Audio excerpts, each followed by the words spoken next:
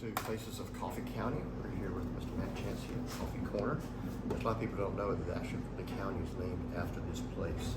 It's Coffee County Corner, right? That's right. So that's the story. Good branding. It's the story you're sticking to it. Got a few questions for you today, Mr. Matt. Sure, Travis. What inspired you to and led you to your current career as a coffee entrepreneur? Well, it really focused on, it was really a family decision, because this is a family business. My wife and I were part owners of a coffee shop in South Africa. We lived there for 5 years. And that was a great business opportunity for older kids to have their first jobs and learn how to serve customers and learn how to run a business. When we moved back to the States, we were looking for opportunities to do that again, because we have another crop of kids growing up, and we wanted them to have that same experience. And what better way to have that when you own your own business? So when this space came open, since we lived downtown as well, it was just a perfect fit for us. So we decided, okay, we're going to jump in. I didn't know that about you having a coffee place before. Yeah. And using the crop kids, coffee That's crop. right. That's crop right. Kids, yeah. Yeah. Clever. Okay. Might be hard for you to answer, but favorite restaurant in Coffee County, what do you love to eat there? Okay. There's a lot of choices. Well, I mean, there are a lot of choices, and honestly, we are so funny about our local neighborhood. We seldom go beyond the circle of enterprise to go out and eat or even shop. We try to do everything in the downtown area as much as possible, or inside the circle. I would say as a family, when we go out to eat, we like to go to Cafe Rome, because there's great pizzas and pastas and things. Kids love that.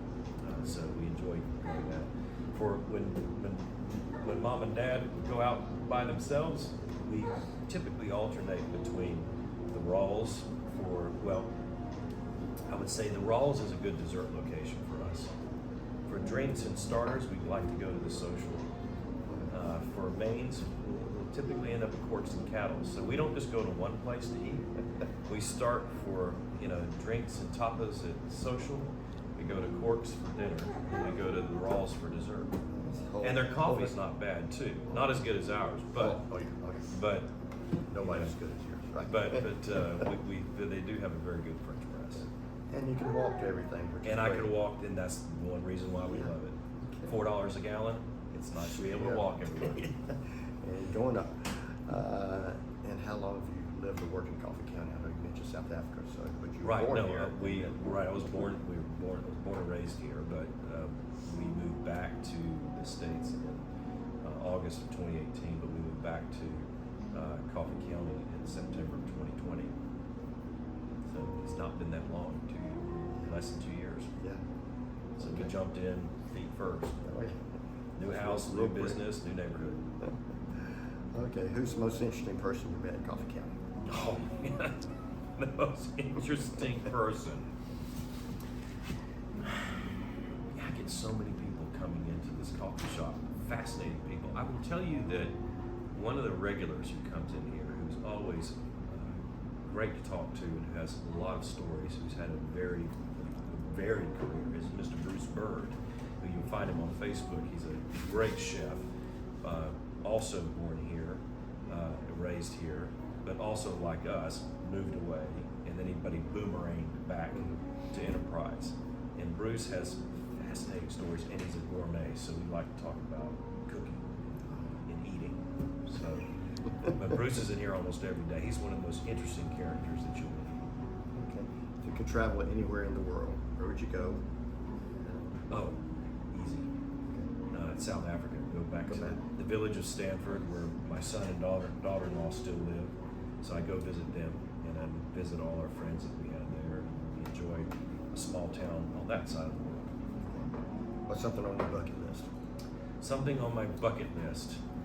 I want to visit the island of Malta. That's on one of my bucket lists. I want to hike the Camino in Spain, and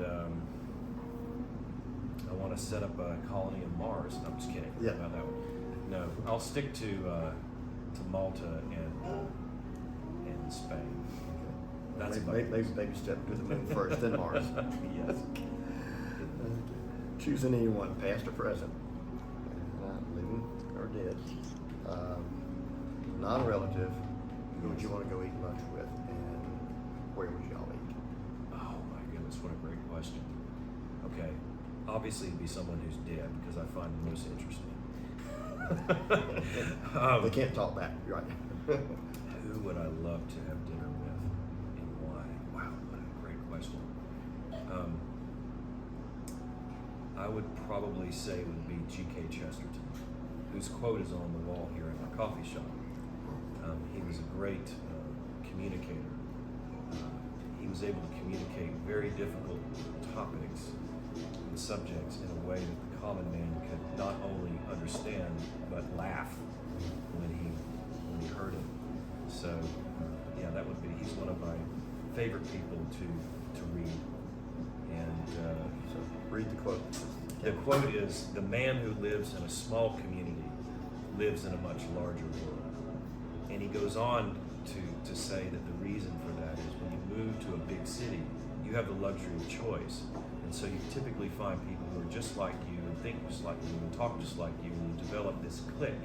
But there's a big difference between a clique and a community. Right. With a small town, you don't have the luxury of choice. And you have all kinds of eccentrics and interesting people that you have to get along with because there's nobody else. Right. So you actually have a much more deep experience in community than you would if you lived in a much larger place with more choice, because you tend to just choose what you're comfortable with versus having to learn to grow with what you have. And that leads into the next question. What's your favorite thing about Coffee County? The community is the best thing. People here, in enterprise in particular, they take pride in their community. They love the downtown in particular. They love to see it grow and to prosper, and people put in. They invest their time, they invest their money. All these business owners here up and down, they all have a story. None of them were born with a silver spoon in their mouth. They worked hard for everything, and they work hard every day. You want to meet them all. You come in January when everything's slow, and all the business owners are behind the till, and they're managing everything day-to-day operations. You get to meet them and hear their stories and how they got involved in what it takes to run a business today, a small business particularly. It's hard.